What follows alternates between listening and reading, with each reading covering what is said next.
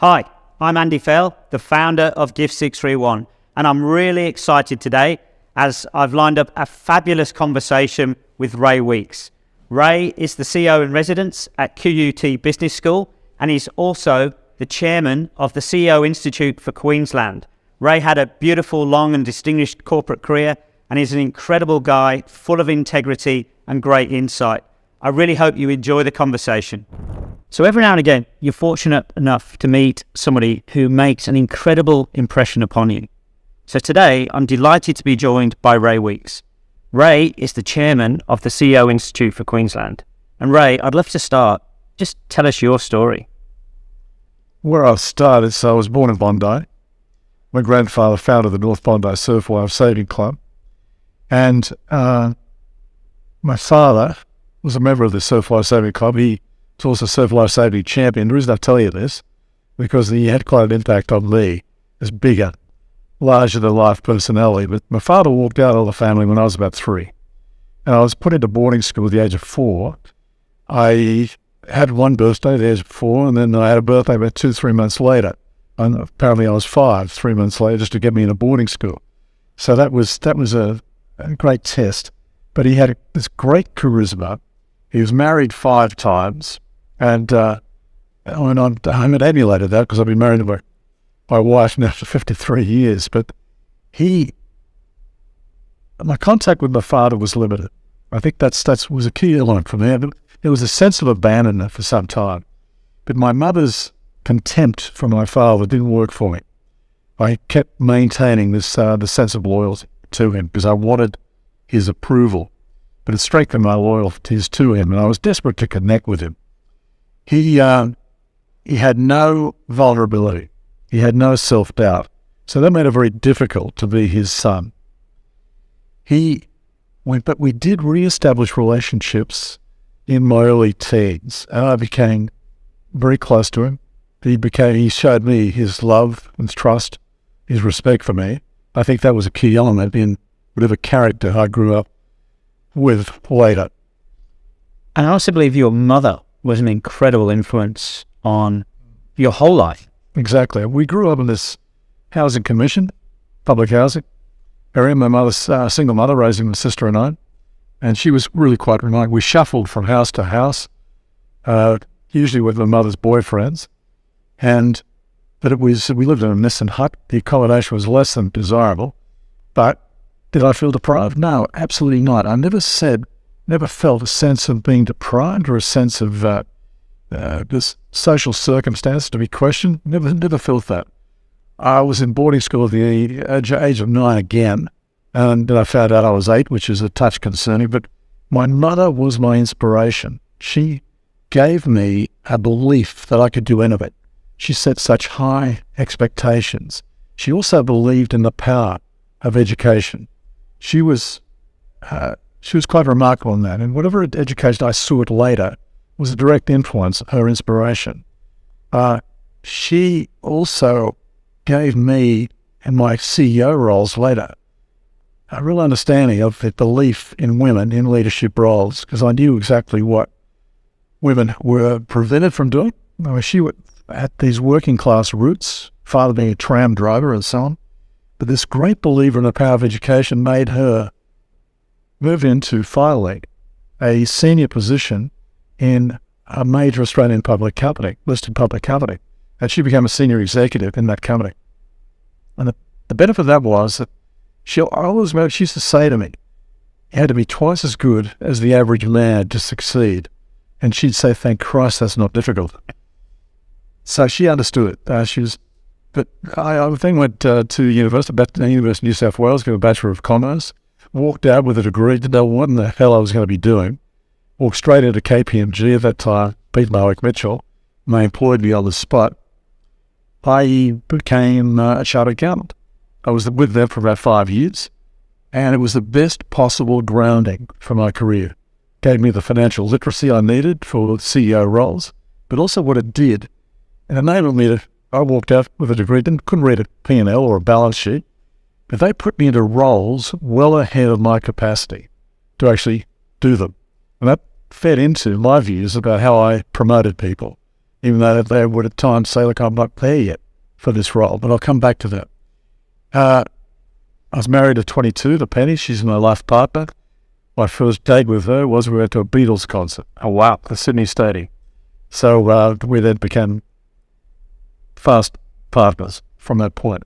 I asked for an overseas placement from KPMG, and they said, where do you want to go? I said, Montreal. So the two of us, we travel in a van in Europe, a typical couple, go around Europe in a van for about 8 months, Volkswagen van, went back to London, sold the van, flew to Montreal, and I joined Pete Marwick, KPMG, in Montreal, and became a consultant, did some audit work. I made a consultant. I worked as a consultant on some major projects, including nuclear power projects, hydroelectric projects in icebound regions of Labrador. And drove. Then after about 4 years, we left Montreal, drove right across Canada and the US, and then again got the Volkswagen van, drove through Central America, Guatemala, so on. And then we backpacked after that, flew to London, and then we backpacked, the two of us. We're very lucky because we were able to backpack through Turkey, Iran, Afghanistan, Pakistan, India, and Burma and so on. So we had this remarkable capacity to achieve experiences in a very early age and getting through countries that today can't go near, obviously. I then went back to Pete Marwick or KPMG, but decided at 30 I wanted to change. It was a big mistake for me because when I went back, I understood it was not my life. I didn't want to be part of the public accounting firm, but at 30 I decided to resign. One of the reasons I resigned was because of the way they handled a particular fraud that I discovered with the audit I was doing. And I felt that it should have been better communicated to shareholders. And it upset me. It upset the ethical standards I had maintained, my moral compass at that point. I felt it wasn't properly understood. So I made sure it was understood by being released publicly, and the MD's son, or the MD, was sacked because of the relationship he organised through his son, commercial relationship. Took a year off, did some consulting, did a postgraduate degree or diploma of business in education at the University of Sydney. That I went on to, and I decided what did I want to do. I had a year off to decide. I thought about being a lawyer for a short time, and then I decided to move into a commercial career. But I applied to be a lecturer at the University of Technology in Sydney, and I was offered the lecturer role with about 100 applicants. So I declined it. I was very, very close, but I declined it and decided on a commercial career. Joined Tooth & Company, Australia's largest brewer, property owner.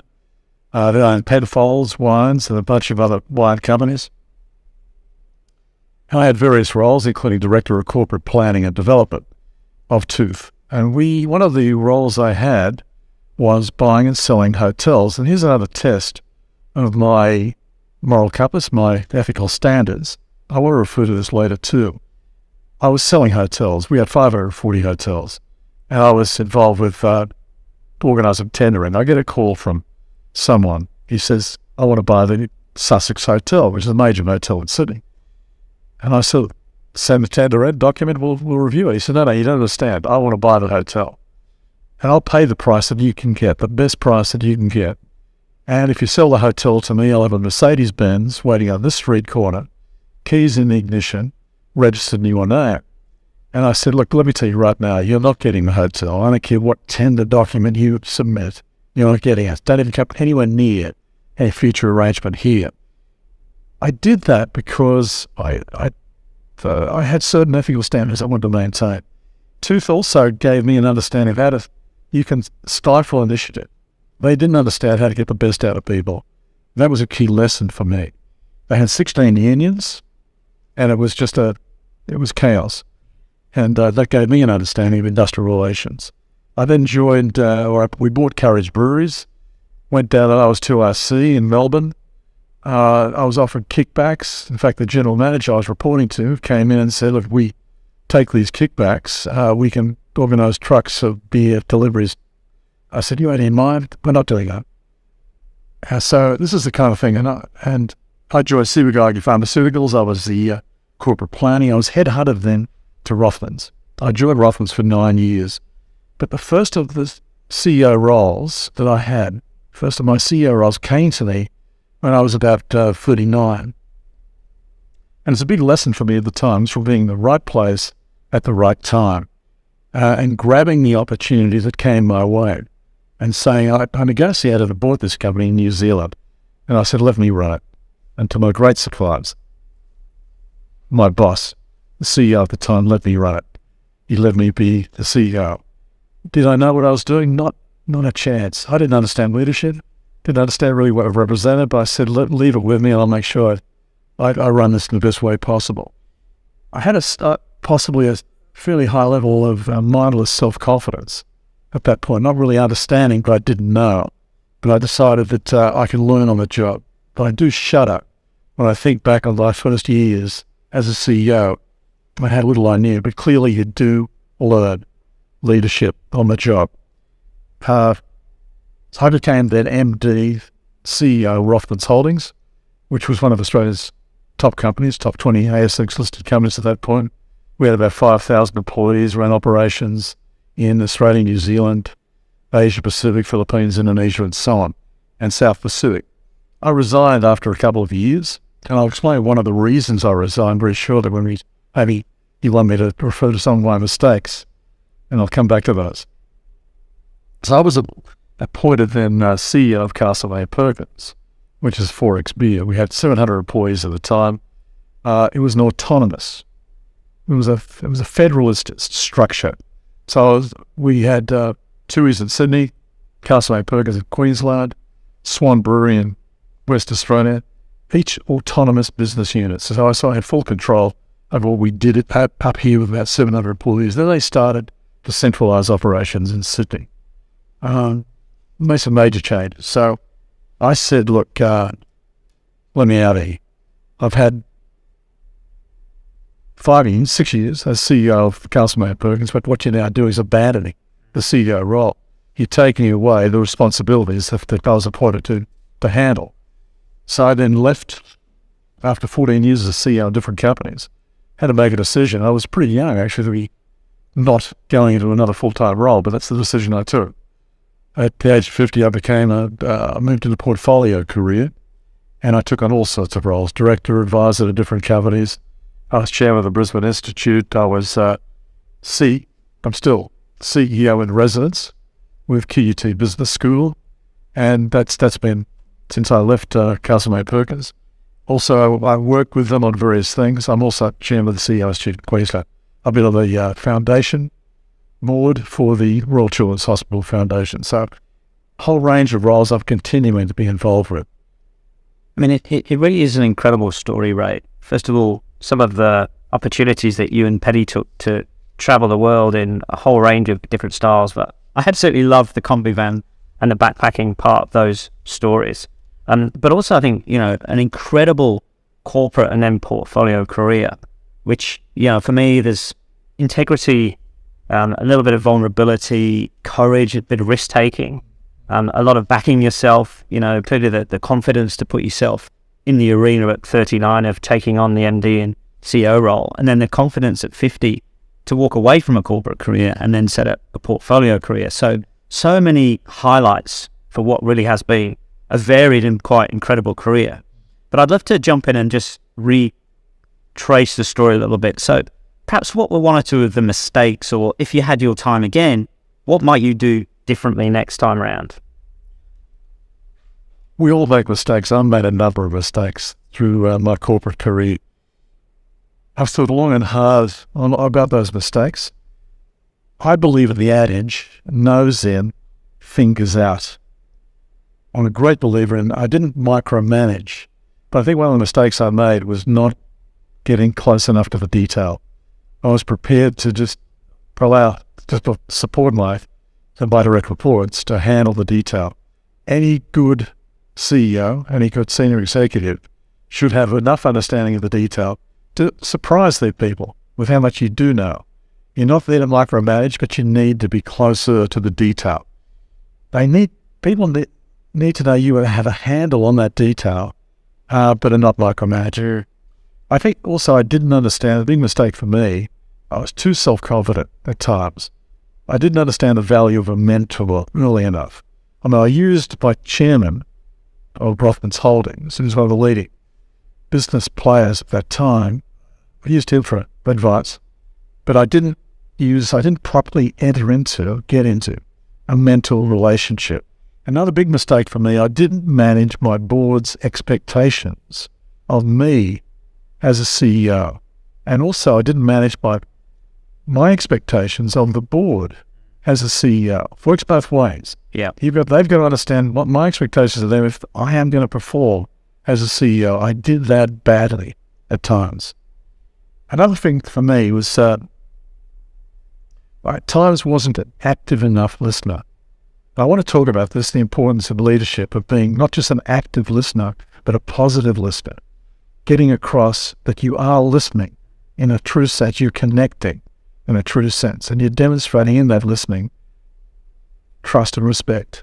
So I wasn't an active enough listener. I didn't explore my life purpose early. I should have done that early. I didn't explore my self-awareness. I did when I moved into the CEO roles, but I should have been doing that much earlier. I never set goals. I don't think that's necessarily a mistake, because sometimes the best opportunities come up when you allow yourself to be presented with the most unexpected opportunities without considering the goals that you have at that time. I didn't, and in that self-awareness that I lacked, I didn't tap into that inner voice that all good leaders should understand. They need to tap into that inner voice, and we may come back to this, the calmness, the reflection, the stillness which you need to have as a business leader. Tap into that inner voice. And also I took a view, I was always too active. You've got to slow down, allow that inner voice to protrude, to intrude. I was too active, and I wasn't taking stock enough of what I was dealing with. And I at times moved from one interaction to another without necessarily effectively shedding that previous interaction to make this interaction much more effective. I wasn't present enough for that reason. And at times I should have been far more present. At times, mistake, being too optimistic. I always believed in the statement that was made by Colin Powell when he was Chief of the Army. Optimism is a force multiplier. And you have to be optimistic. And it's remarkable the outcomes that can be achieved by retaining a level of optimism in the face of some different evidence. So a touch of self-denial comes into play with it. And I'm a great believer in Sir Shackleton.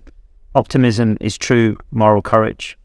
So before we talk about stillness, because I'm a great believer in from stillness you get clarity, but also you've got to slow down to speed up. Before we get there, I'd love just to rewind a little bit. And you talked about at times perhaps being overconfident. So how do you get that balance right? We all need a level of self-confidence, but how do you ensure self-confidence doesn't become a little bit of arrogance or ego gets in the way? I think ego is the enemy of achievement.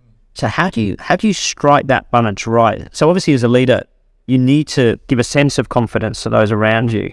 But as you say, you've still got to show that you're connected so people will talk to you, and you need therefore to evidence you're listening to what they're saying. So I'm really interested in how you struck that balance. What I was open to was feedback. Always open to the right kind of criticism. I sought it. So I think I was always very confident, and I think your people need to see a level of confidence in you as a leader. They need to see you demonstrate that enthusiasm that comes with confidence. At the same time, when I was too optimistic and starting to creep into maybe a level of arrogance because of the beliefs I had and my self-belief, I sought counsel. And you get it, I got it in an unsolicited way many times from my wife Penny. She would give me plenty of counsel on how I was being perceived by others as being maybe a touch arrogant, confident, but maybe a level of egotism was creeping in. And I sought that from my direct reports too. In our team meetings, I also sought it through a 360-degree assessment. I made sure that my key stakeholders were all feeding back to me how they responded to my leadership and that confidence. So many leaders today, say to me that they're on the hamster wheel, that they're busy from the moment they wake up almost to the moment they go to sleep. And I see lots and lots of doing. But as you've already said, you've got to have time to think. So how did you do that? I'm not sure it was understood that there were times when I needed to separate myself from any kind of contact. I always had an open door policy. Anyone could walk in waffles at any time. But I sought the space. I created the space to enable me to get that reflection. I didn't do it enough. When I look back now, that's one area I do regret my mistakes. I didn't seek the right kind of space. The way I do it is ensure that people understand there are times of the day where I do not want to be taken out of the calmness of reflection. I also create space away from the office. It enables me to do that. I go through many mindfulness exercises of the morning before I move into the cut and thrust of a day in the office. But also what I do is ensure that simplicity reigns. You've got to keep things simple. So that as a CEO, you've got to make sure people understand that simplicity has to be the way we do things around here, and don't make things more complex than they need to be. And I say to people, look, I will not get involved in certain things. I want to keep this separate. I will not be involved in this decision making. I will not be involved in this thing. I'm keeping myself out of this. You can bring me into it, then that's not why you're here. You're appointed to make decisions, and I'll support you on them as long as they support the purpose, the direction of the organisation. But keep it simple. Yeah, and one of my great leaders, a guy called Jason Yetton, he used to say to me, our role is to make the complex simple and the simple compelling. But I also agree. I mean, I believe my great strengths was my door was frequently open, and my door was never always open. I think there's times as a leader when you need that door to be shut, which is your isolated time to get yourself out of the weeds and work on the business. And that was what I've always called my Mozart time, which was, my time for myself, by myself, and with myself. One of the things I'm just trying to make, yeah, absolutely. Because that Mozart time you refer to, I always think about Keating. Paul Keating, he would wake up every day, he'd read the newspapers, make sure he got enough understanding of what was out there. He then would go into his own space, his own calmness, and he would play Marlon, or whatever it was. But he said that he needed to have that music, that Mozart time, that Mahler time, that enabled him then to reach out and do great things. But it was with that calmness, with that different state of mind that he was able to generate frequently that enabled him to do that. Brilliant. And one of the things that I would love you to talk about is your RAMP program. Because again, one of our roles, I believe, is to help people create some space to enable them to then do that thinking. I'd love you to share, the essence of the RAMP program. Let me just explain. There's a major change management program. We reduced the number of people in the company by 40%, 40%. Major change program. We did it hard, fast, and tough. We involved the unions late in the process of consultation, and we took them on. And we actually achieved remarkable results. One of the reasons for that was that we properly funded it, and worked effectively with the unions, but through the Industrial Commission. The reason I tell you all that was because it was so tough, it was so hard and fast, this change program. We needed to restore trust and confidence in the company. And we did that with a range of exercises, including me saying that every week, whoever wants to come into a session with me, anything's on the table. We'll throw it open. You can ask any questions. You can put any views to me. And that was just available to them. They just come in any time to those meetings. But at the same time, one of the key exercises was RAMP. Now, RAMP was, again, a piece of how I wanted them to understand this was a different company. There was a level of trust now in this company that you should be confident about. You should understand. So I said, okay, we're going to do a RAMP on the company. I said 16 of you, select yourselves. Could be credit clerks, it could be shop floor employees, whatever. 16 select yourselves. You're going to meet. You're going to get together for 2 days and decide on what you want to see changed. We're going to do a ramp, which is like an enema of a company. We're going to get rid of the reports that don't lead to actionable information, that don't lead to management control benefits. We're going to get rid of approval processes that don't lead to better decisions. We're going to get rid of meetings that have no real purpose, that aren't properly considered and don't lead to outcomes. We're also going to get rid of policies and procedures that no one reads. So we're going to do a ramp on the company. And after 2 days, I'm going to sit up front as the CEO, MD. I'm going to have each of my direct reports sitting alongside me. And you're going to put to us, to me and my fellow directors, what you want to see changed. What stands in the way of you doing the job that you want to do?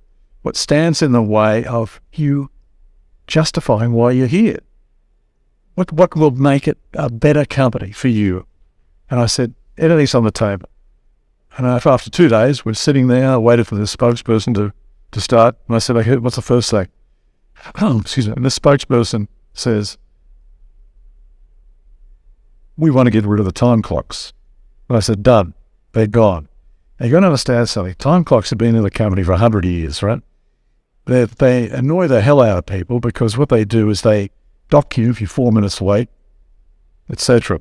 So I said, okay, time clocks are gone, right? This is a new company. It's a different company. I'm going to get rid of the time clocks.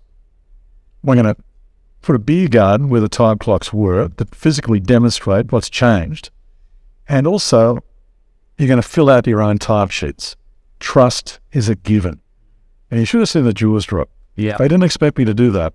So that's a symbolic gesture more than anything else.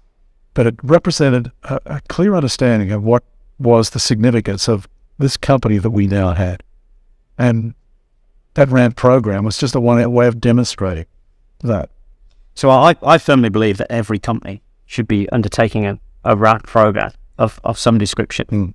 The other thing, just before, I've got a couple of questions to finish, but just before we go there, you talked about the importance of education. You talked about your passion for education instilled in you, from your mother.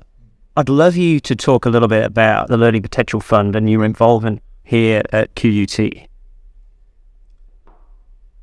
With my involvement at QUT, I was asked to join the Learning Potential Fund group. As part of my role at QUT, I was asked to join the Learning Potential Fund advisory group. And I said, why should I? Tell me why. Then they asked me to meet a couple of recipients of the Learning Potential Fund scholarships. And I joined immediately because I understood the impact that the Learning Potential Fund had in allocating scholarships on the education of students who would not have been able to be educated without it. So it's such a powerful influence on students' lives. What it is, we provide, through the Learning Potential Fund, scholarships and bursaries to low-income students, financially disadvantaged students, those who would not be able to get an education without it or who are dramatically supported through their education through it. So I became the chairman of the Learning Potential Fund, and the beauty of the Learning Potential Fund is that it's a perpetual fund. We're raising funds, so with the dividends and interest, we allocate about 2,000 or grant about 2,000 scholarships a year. And we have applicants up to about 2,500, 3,000. So we're not yet getting to all the applicants that really should be supported. What I've also supported through my own family scholarship, the Learning Potential Fund, I decided to name it the Joy Forrester Learning Potential Fund Scholarship, name it after my mother, who I said before understood the power of education. It gave me the life that I enjoy today through education. So I called it the Joy Forrester's Learning Potential Fund Scholarship. And I'll just say one piece on this, that one of my scholarship recipients, she graduated in nursing. My son's an obstetrician gynecologist. She goes into her first job in Caboolture. And the first operating theatre she walks into on the back of this degree in nursing my son was the obstetrician handling the birth in that. So there's a lovely symmetry. Yeah. The scholarship, the son's involvement in working with it. So all I say is the more I meet Learning Potential Fund scholarship recipients, the more I understand the power of this. There's not 1 cent when you donate, it's matched by QUT. You put $100 in, it's $100 is brought in by QUT. There's not 1 cent spent on administration. Also, when I say, just one last thing I'll say is the ripple effect. I just remember so many recipients. One particular recipient from Kenya. She brought 3 daughters to Australia. She was destitute. She joined, got a degree in film and television. And so that was only because she received the scholarship. Her 3 children each graduated. They wouldn't have graduated, I don't think. They wouldn't have thought about university, but through her example, through the pride they had in the mother receiving this, each of them graduated. So that's the kind of ripple effect it has on families. So Ray, this has been an incredible conversation so far. I'd love you just to capture some of your leadership lessons, whether I'm, just about to begin my leadership journey or whether I'm already established as a senior leader in business. What would be your top leadership lessons? To succeed in business, you must never compromise your values. I think I referred to this in an earlier statement, but refer to the values you believe in every day. There's no way back from the small compromises, the easy rationalizations, saying that, look, it's not going to affect the company. The company gets what it should get. I'm just going to take some advantage of maybe some benefits of flow to the decision I've taken. That's an easy compromise, and that you will. If you accept that, it's the end of your career, really, in my sense. And your company set the standards and don't tolerate non-compliance. The personal values that I hold dear are openness, honesty, trust, communication, inclusiveness, courage, and authenticity. I'll come back to those in a minute in terms of what, if you look back on your career, what elements come into play. Authenticity makes people like you. They trust you. They follow you. Guarded behavior doesn't energize anyone. Authentic people are comfortable with themselves. They're self-aware. They're emotionally robust. A certain amount of self-confidence enables you to be exuberant in your own opinions. Be authentic. Drop the mask. Because people who want to will let you know, they want to be led by a person. They want to see the contours of that person. Your people need to know who you are. I think a piece of advice that we all look for the best advice we ever got. If I was asked what's the best advice I ever got, I would say surround yourself with the best people, make your expectations clear, and then constantly demonstrate your trust and confidence in their capacity to deliver. I was thinking about another piece of best advice was with Jack Welch when he was CEO, just been appointed CEO of GE, and he attended his first board meeting, looking very tight, looking very nervous, tie done up, etc. One of the directors walked up to him and could see how uncomfortable he was, how nervous he was. I said, Jack, look, 2 words of advice. Be yourself. Be yourself. We appointed you for who you are. Don't try to be anyone else. So for that moment, he was almost freed up by that. Good leaders also, if I could say, selectively show their humanity. As Peter Cosgrove once said when he's head of the Defence Force, the nation's troops had profound and simple standards for their leaders. Do they notice? Do they care? Are we important to them? And he talked about we asked him, what's the 4 ingredients of leadership for you? He said humility, courage, compassion, and integrity. And he talked about the great communications underpinning these. This is what I totally support. But what's important to your people? Do they know that you truly care? People don't care what you know until they know you care. A few points about being a CEO. You understand very early the limits of power in your role. Now, the key surprise for me as a CEO was that you bear full responsibility for a company's success or failure, but you're unable to control most of what will determine it.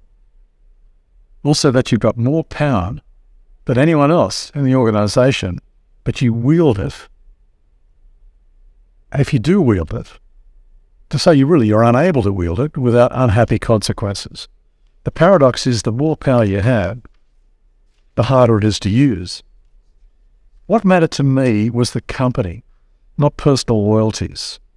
At times I affected people because I saw it was the company's interest that mattered here, not personal loyalties. I sought those personal loyalties out and I reciprocated.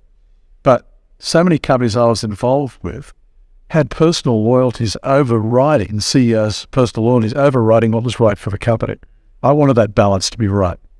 Some other personal beliefs. We usually understand as leaders, usually far too late, that the only control you can possibly have comes when people are controlling themselves. As CEO, you've got to expand the power of those around you. Be clear on the intent, demonstrate your trust. Trust and confidence are true elements for aligning your people. You're a thought leader rather than a decision maker. Lead the thought processes. A company will only benefit if your people take ownership of the decisions. And I will say too that you've got to be a great storyteller if you're a leader. Good leaders create the right narrative for their people, and they effectively engage them in where the company's heading. Leaders have a narrative that they manifest into action. Call people into your story. It's so critical to good leadership. Life requires interpretation. It requires a plausible narrative to give it meaning. A leader's job is to paint reality, but to give hope. And you know where some of that came from. Napoleon said that a leader is a dealer in hope. Ambitious in their drive as a leader, be ambitious in your drive, but be personal in your approach. And in writing a story, you've got to get your voice right, get your language right. Too often we forget the impact of the wrong word, of the wrong piece of language. And I remember that there was one time I was reporting when I was at Lion Nathan, the CEO I was reporting to as CEO of Castlereagh Perkins, CEO of Lion Nathan, we're having a meeting with all the CEOs. And he said, when he was talking about getting rid of someone, he said, we've got to gas it. Now, what a dreadful term, what an appalling thing to say. That term got out. That got into the company. They understood you couldn't trust him. Yeah. If he expresses that in that way, why would you believe the values he's espousing? One thing I didn't understand early enough, and I just want to repeat this, is the importance of stillness. Taking time to reflect, that uninterrupted quiet time. I didn't say that earlier, but it's to clear your head than to hear yourself think. Too often as leaders, we don't take that time. We're too often tied up in a maelstrom of activity. This need to take time and space is never more important than it is now. And I'll just finish up by saying you've got to have moral clarity. Make sure you understand, I mentioned before, some of the reasons why I thought it was so important to do that. It's good to be smart, but that's no guarantee of success. More important to the confidence that lets you bring smart people around you. And that's what's so critical. Understand how little you know in certain areas. Understand what you don't know and bring those people in that will fill the gaps in your own knowledge. But be clear at the outset about the people you need to bring in. Work with people who have more skills than you in their respective areas. Because they lift your game. And for me, those people aren't too hard to find. Right? Make sure you have the talent on board. You don't want to be limited by your own abilities. One thing was mentioned by Albert Fahua once was A-grade people hire A-grade people. B-grade people hire C-grade people. It's in your interest to make sure you get the best people around you. Don't let your identities, another thing for me, get tied up in the role. so many CEOs say it's that when they lose their role, prematurely taken out, I think it's like being tied up. They talk about falling into an abyss of insignificance. I mean, get respected in the role you're in. So Ray, as you know, I've just released my first book, The Rocking Chair Test, and I know you're fully aware of what the rocking chair test is. So what advice would you have for people in terms of how they pass the rocking chair test, how they find happiness and fulfillment, and perhaps the overall meaning of life? For me, the meaning of happiness, this has been expressed by others, but I believe this is so right. The meaning of happiness for me is a sense of control, some autonomy over one's life. And that comes into play too with a portfolio career where you do select those roles that take on that give you that. I think also a meaning of happiness for me is being guided by meaning and purpose, true meaning and true purpose. And also connecting with others, relationships. And there's been this Harvard study that shows quite clearly over 40 years what drives happiness are relationships, having the right relationships. But if I had to look at how I'll measure my life, it's by how those I love, trust, and respect judge it. By the values that I refuse to compromise, as I said earlier, by the choices I didn't make. By making a lasting impact in someone's life. It's surprising to see you when you leave a role, 10 years later, someone will walk up to you and say, do you realize that conversation we had when you were CEO, what it meant to me? It meant to my thinking about my future? You tend to downplay that. Also, how I measure my life is how open I've been to different thinking, different ideas, new ideas. But it's also by the love, trust, and belief in me by family and friends. Also, the lessons for me, if I look at just some other lessons, and I just wrote these down before we got underway, and always speak up what you believe in. Do those things that you can look back on with pride. Remember how wonderful humans can be and show respect and consideration. Be inquisitive. Be interested in what's around you. I've mentioned to be curious. You've got to demonstrate that curiosity, and I'll come back to that. Do things with a joy, a vigor, an enthusiasm. Do what interests you, set some goals. I want to get out of my career, but set some goals and follow through. Never settle for a life that is less than the one that you're capable of. So they're the lessons that I've learned. And I think that last point is absolutely about passing the rocking chair test. It's never settling for a life which is less than the one you're capable of living. So that's brilliantly captured the essence of why I wrote the book. So Ray, it's been absolutely incredible. Any final words of advice? When you look back on the life that you've had, you've got to believe that it's a life well lived. That you gave your life, this is what you say, and I totally support this. You've got to give your life, the rocking chair test will say this, give your life the best shot. That you gave life your best shot. And you make a difference to the lives of those around you, including your family and friends. That you've lived life also with a generous heart. A generous heart, you live life from the heart. A life with dignity and meaning. Do unto others as you would have them do unto you. Now that's something you've said to me, and I fully support that. At times I expected too much from life, but my God, that's a whole lot better than expecting too little. Life is an endless unfolding, an endless process of self-discovery. So life pulls things out of you. As Socrates said, an unexamined life is not worth living. So if I had 3 tips, maybe a couple more, 3 tips for living a full, rich and valued life, it would be stay curious, maintain a thirst for knowledge, stay interested in exploring those different ideas I mentioned. Get the balance right. Get the balance right between the CEO role demands and the family interests. I look back on my life, and I tested this with my kids. I said, was I there for you during all my days as a CEO? I said, Dad, you were, because you got to everything that mattered to us. And I did. I got to all the sports events. I got to all the arts events. I wanted them to believe that, to understand I was there, physically there. I might not have been emotionally there. I might have been thinking about the next meeting, but I was still there. They saw me there at what mattered to them. If you can look back in the CEO role, your roles in the past, and say that your kids believed that you were there when it mattered to them, critical. I've said also retain an energy and a passion throughout whatever you do. But demonstrate a self-confidence that's based on true self-awareness. Have a capacity for forgiveness. That's something that I did at times. I really came into that understanding later in life. But it also remained vital.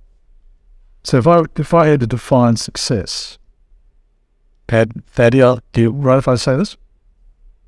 If I had to define success, I would talk about my partner, my soulmate, my wife of 53 years. My respect for her knows no bounds. Her wisdom or intelligence and common sense. I think managing that work-life balance is that definition of success. Understanding purpose and values early enough. Be authentic, the love of my family and friends. But developing a confidence in my team. Dispersing the decision-making. Accept the loss of control. Render yourself, as a CEO, dispensable. Show that you have confidence in their capacity to make the decisions. Be prepared to take the well-considered risks. Have a healthy appetite for risks. And if I had to say 3 things I'm most grateful for at this point in my life, and this may be a touch repetitive, but is my family and friends. Right now, my capacity to choose what I do, my freedom of choice. I think you've got to get to that point in your life. My health, my energy, continued belief in what life has to offer. If you continue to believe what life has to offer, you maintain that curiosity, that passion, and you're in a good space. So Ray, that's been absolutely exceptional. Just listening to you and the amount that you pour into other people through every stage of your career has just been tremendous to listen to. And certainly in the early stages of our relationship, I just want to thank you for that. You know, I feel like I'm growing as a person from the energy, the effort, and the enthusiasm you put into me and my life. And I'm sure everyone who gets the opportunity to either listen or watch this will feel absolutely the same. So Ray Weeks, that has been a pleasure and a privilege. Thank you very much. Thank you, Aidan. It's been a pleasure to be with you.